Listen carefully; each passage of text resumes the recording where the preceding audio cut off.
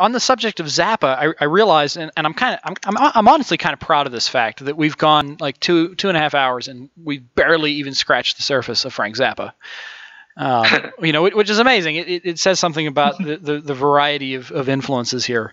Yes. That's what most people associate with you, and we haven't mentioned him yet. But good job. Yeah, good job. Good job. So I don't necessarily want to fill up all of tonight's interview with talking about Frank, because I'm sure you could, and I would absolutely love to hear that stuff. Well, we've already spoken for 2 hours and 20 minutes, so we couldn't now, even if we tried. Yeah, even if we tried. Impossible. But the one thing I've always been curious about is, how did you get into Frank's music? There was a kid across the street when I was 9 who said, dude, you're weird. I think you're going to like this song. And he said, it was somebody I knew, so it wasn't like I was going into the axe murderer's house across the street. So I went over there, and he was actually the older brother to a kid who was friends with my brother Marty. Marty, who also went and visited the Oranges and Lemons sessions in 1989. Cool. We'd go hang out there together. But so this guy's name was Eric McGrew. He was a cool older kid. He had long hair. There was a possibility that he was into drugs, but I don't know. But he might have been. So obviously he knew what was going on. And he said, you're weird, so you will like this song. You need to come hear this. So it was Help I'm a Rock. And it did. Like right away I related to it in a way that I couldn't believe that I'd never heard anything like it. And so I fell in love with Frank's music at that point, and I acquired that album, Freak Out, in a trade. I don't even remember what I traded for it, but I got that album in my house. And then I just, I fell in love, and it was just discovering a few months after that, I heard We're Only in It for the Money for the first time. Because again, a cool older kid with long hair at school said, you need to hear this. And the next day he brought that album and Living in the Past. Oh man. And so 10-year-old me at home just freaking out on that stuff. My top 2 favorite artists right there. Yep. It's amazing. Yeah.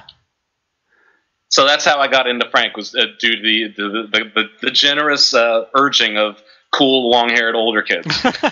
and I had also seen Frank's poster at the record store when I was like 8 years old, and he scared me.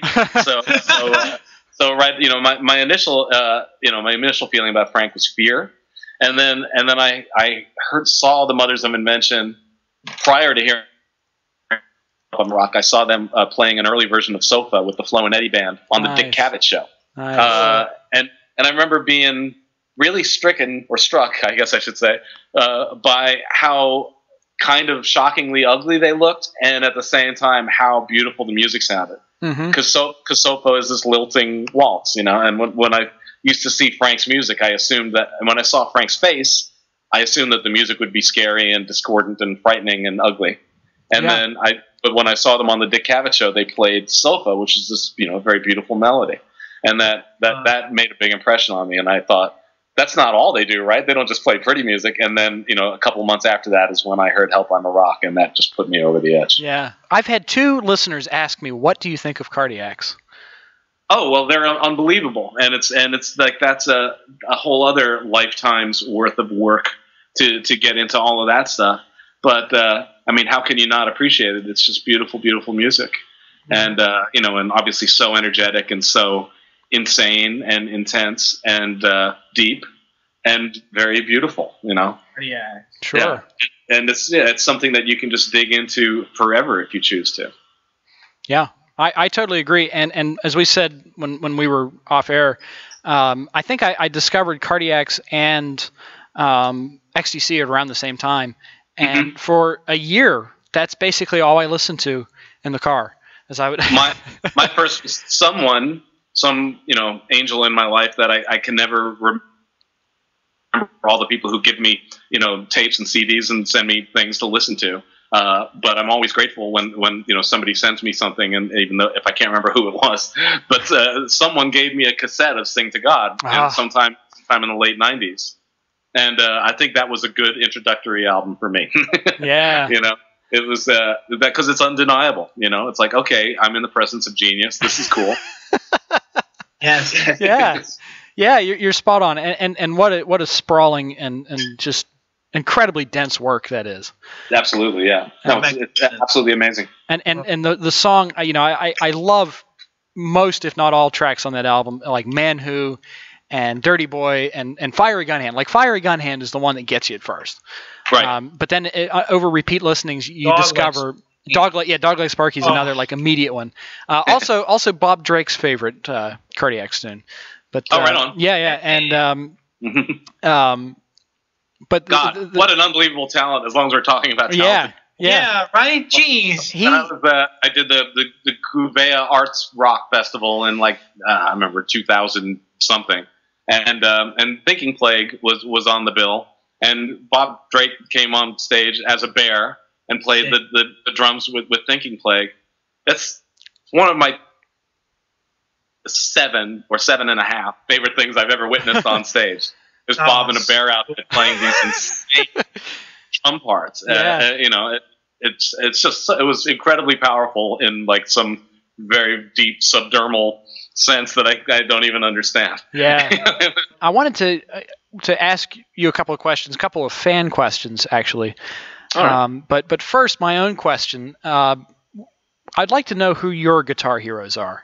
Because a lot of people say that, Mike Keneally is my guitar hero. Who are your guitar heroes? The initial ones were the Beatles, John and George. I thought that they were probably the thing that made me want to play guitar, so they're definitely heroes. Then I got very into Frank's playing. Hendrix, Jeff Beck, Steve Howe, Todd Rundgren, Alan Holdsworth, Terry Kath from Chicago. The guys in Radiohead. Those are the ones that leaped to the forefront of my consciousness. Mm-hmm. Alan Holdsworth, if I didn't mention him. Those guys. Yeah, that's terrific. So we had one question from Emmanuel Sterbini. Do you know Sterbini? Cool. Facebook buddy, yeah. Yeah, Facebook buddy. He's also got a wonderful group called Sterberus, who have done some Cardiacs covers, and I think they've also done some Zappa covers. It's like his two big heroes are Frank and Tim Smith. Sort of like me, throw in Ian Anderson, and you've got my top 3. There you go. But his question is, it's kind of like a long question, but it's kind of a controversial subject, so I'll just get it down to one question. Is it about the Battle of Epping Forest? No. Darn, we didn't get to that one tonight. I know. Next time. That's right. I'll just distill it down to one sentence. What are your thoughts on music streaming? Music streaming? Yes. What are my thoughts on? I don't know. What are my thoughts on Oxygen? It's an indubitable fact of life. Yeah. And it's such a game changer. And obviously it has been wildly destructive on the careers of a lot of musicians. However, I utilize it. It would be disingenuous of me to claim that I don't. And I think that we're in very much still the growing phase of figuring out how to deal with it in a way that makes sense. But it's quite possible that it never will. Yeah. It may just be that, like so many things in life, we're in the midst of some crazy transition right now. Mm-hmm. And I don't know. I'm just gonna stay afloat as best as I can. Sure. In the meantime, I'm happy. The thing about it that makes me happy is a lot of people hear the music that otherwise wouldn't get a chance to hear it. Yeah. And in one part of any artist's heart that has nothing to do with monetization, they're always happy when people get to hear their stuff. So. Yeah. Well, I think that he asked this question because very recently Steven Wilson of Porcupine Tree, and he's also doing his solo thing, has been very adamant about being against music streaming for most of his career. And all of a sudden he plays a show and covers a Prince tune, and nobody in his audience knows who Prince is. And Steven Wilson decides, wait a minute, maybe, because he put it together, wait a minute, Prince's music isn't streaming. maybe this is why. Maybe streaming isn't such a bad thing. That's a very, very good. I'm sorry, your stream. Your stream. Your fucking stream. It just doesn't work.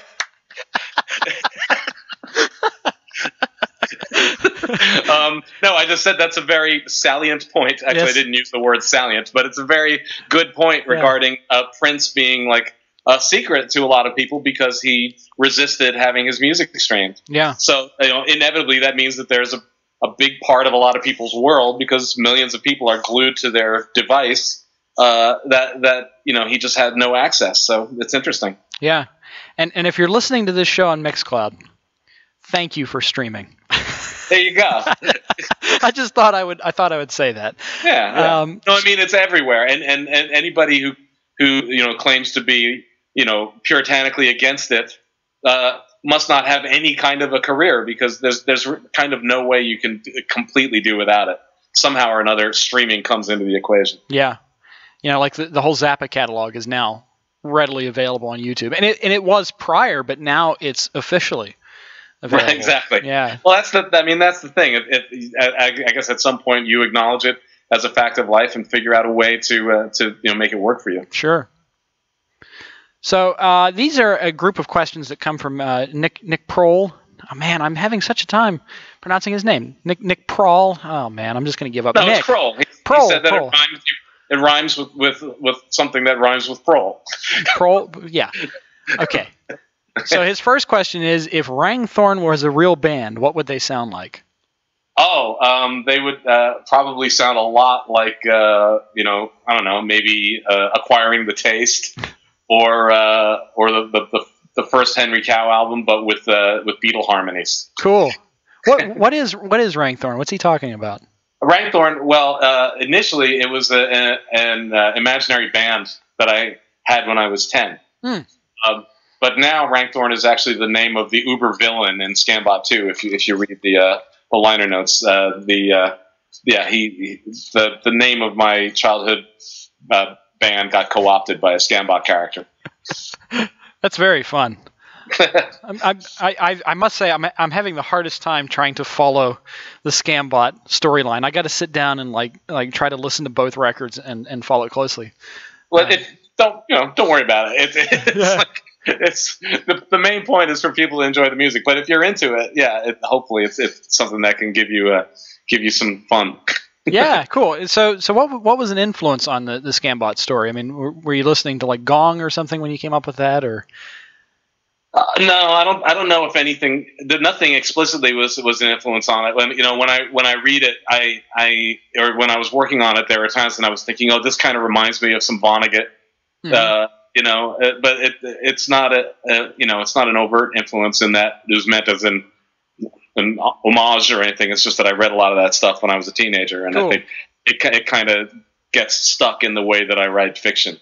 And he was always breaking the fourth wall, and being pretty meta about stuff, and so sometimes it's a struggle not to succumb to that. And I think actually in Scambot 1 I did. If you read the story in Scambot 1, it's a lot more. It's kind of more idiosyncratic and more discursive and goes off on all these tangents. And with Scambot 2, in the same way that musically, over the course of the 3 volumes of Scambot, I'm trying to clear things up. The idea is to cut through a lot of clutter and get to the essence of something. Mm-hmm. So Scambot 1 musically is very dense. Scambot 2 starts dense but gets clearer as it goes through it. And Scambot 3, when it happens, is going to be going to have a lot of air in it. And I wanted to try to do the same thing with the story. The Scambot 1, it just jumps off in tangents all over the place, and I think it's cleaner and just kind of gets more to the essentials of the plot line. Yeah, now that's really interesting. So do you envision Scambot 3 as being more of like an ambient album? Yeah, in a way. It's like it'd be as close to Another Green World as I'm capable of, maybe. That is a beautiful record too. Yeah. Another Green World. Yeah, I read somewhere that where you said that I think it was the interviews, Anil Prasad, where you said that it was going to be your last album. Is there any truth to this? I would say that's bullshit. Or at least I wouldn't. That's harsh. what I would say, and what I said to him, is that was just an idea that has crossed my mind at times that it might be, and whenever I finally make it, I guess what I want to make it with is with the idea that if it were to be my last, that it shouldn't leave anything wanting. You know what I mean? Sure. So let's just say I want to make sure that it's good enough to, if it had to be, it would be okay. But it's not. I'm not. Whenever I make that album, it's very unlikely to be with the idea that it's my last record. But right now, I'm happily taking a little break from thinking about making any solo records. There's a couple of recording projects that are kind of bubbling around, but none of them are Mike Keneally solo records, and I'm like grateful for that for the moment. Yeah. So is this the first time you've had your plate cleared solo record wise for a while? Well, I think in one way or another, it might be the first time since Hat. So that's 24 years now where I haven't had the idea of, the explicit idea of solo album with some kind of agenda and some kind of shape and some kind of blueprints taking shape. It's like this may be the first time in 24 years that hasn't been a part of my consciousness, and I'm actually really enjoying it right now. And I have a feeling that when I get back into it, that I'm going to feel very refreshed as a result. Cool. So a couple more of Nick's questions here. What's the story behind Cheesecake? Once again, I have no idea what he's talking about. I don't know what that means either. Who asked that? This was Nick again, Nick Prohl. What's the story behind Cheesecake? Cheesecake. All right. I'm thinking over my life and my catalog. Yeah. And I know I'm missing something, but I can't think of anything specific about Cheesecake other than, it's nominally held meaning, which has no more significance to me than anyone else. Maybe he just wants to know about cheesecake. Maybe cheesecake you're overthinking it. It's a lovely confection. It involves the use of cheese and cake with more in terms of proportions. There's a little more that you could call cheese than that you could call cake. The cake aspect is kind of limited to the crust and the shape. Then there's cheesecake in terms of I guess like softcore, not even softcore pornography, but like pinups and things of that nature, which I'm not particularly well versed in. So, next question. Okay, this one's very interesting. If you had to curate your own greatest hits best of album, what's some of the stuff you'd include as essentials? Best of that. Well, it's like any type of compilation like that. Is it a best of, or is it the stuff that would be most accessible for a first time listener? So if it was if I had greatest hits, and if we were coming at it from that aspect, then I would think there would be things like Potato and Live in Japan, and the generally more accessible things. Hallmark, It's Raining. Basically, the first or second songs on a lot of my records. Mm-hmm. But when you think actually best of, then it gets a lot more personal and weird, and it might include, the things that are my favorites tend to be really strange things. Like there's a minute-long instrumental on Hat called Spoon Guy. That's one of my favorite things I've done. But then there's a 12-minute piece on Scambot 1 called Gita that I also really like. Mm-hmm. So if it was left up to me to actually choose what I think is a best of, it would probably be kind of strange. That's why somebody else should probably compile it. and probably a multi-record set. Well, at that point, you might as well just buy the records. Yeah, exactly. Yeah, I was thinking the same thing, because there's a couple of songs that I think are just essential on every one of your records, and I don't own all of them. I have most of them. But there's at least 1, 2, 3 or more songs that I think, oh yeah, that's some of Keneally's best work. Well, yeah, like on Wood and Smoke, I would say like 2001. I love that. Day would be, and and there's various things on Dancing, and I'm off of Dust Speck. I would probably stick Cause of Breakfast in there. Yeah. it's funny how it tends to be stuff in the earlier part of the record. Sure. But yeah, I mean, we've had, Scott Chatfield and I used to talk about it. We wanted to do a compilation of stuff from the first bunch of records, and we were thinking of calling it Mike Keneally in the 20th century, and have like a Buck Rogers type illustration on the front, and you know it would. But then we never did it, and I just kept putting out records. So at this point, it seems like it would, if you were going to do something like that, which wouldn't necessarily be a bad idea, even if it was just something that was made available online. It gets discussed every once in a while, but then there's so many other projects happening, it just never happens. I personally think Bacon at the Potato is, well, in a way, yeah. You know what? It's like that's kind of the way I think of the live records as well, even Guitar Therapy, which is part of the reason why when we put together Bacon and the Potato, it just kind of happened naturally that we did very few of the songs for that show that we had done for Guitar Therapy. But together those things, those two live albums kind of describe a nice cross section of material that covers a lot of ground, and it's not the same versions that you already bought. And especially Bacon and the Potato, we got lucky. That I'm really happy with that one. The DVD of that show is something I'm really happy about. Yeah, it's a terrific performance, and it's a terrific package, I think. And thank you. Yeah, and to me, it's sort of similar to what Strictly Commercial, the best of Frank Zappa was, where I heard Strictly Commercial and I fell in love with just about every song on it, and then bought every, I would buy, oh, Peaches and Regalia, I love this song. Now I got to own Hot Rats, That's cool. And from there, I bought all the records that weren't represented on Strictly Commercial. So, yep. And Bacon at the Potato is the same way. I think you recommended that to me personally at Nearfest, and when I met you, and I've gone back and bought other albums based on songs that I liked on that live set. That's great. So the last question here, and we've got we're just about out of time here because we got to be off in 20 minutes. We do go on. We do go on.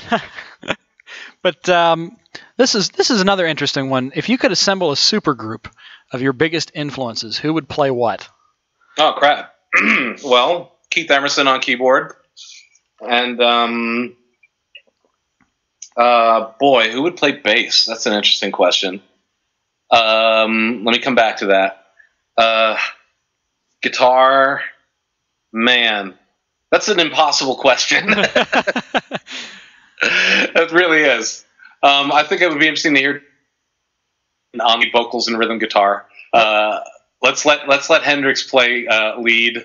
Who was your rhythm player? The Skype cut out. John Lennon. John Lennon. Okay. Yeah, and he can sing too. Drum wise, I kind of like to hear Ainsley.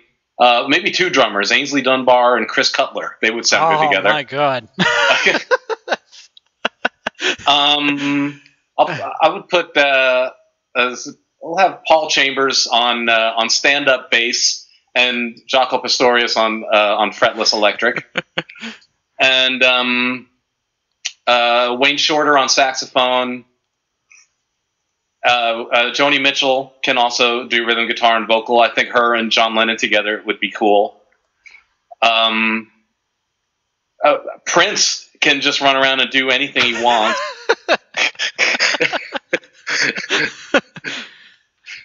That's a start. Yeah. That's not bad. Yeah. I can dig it. Yeah.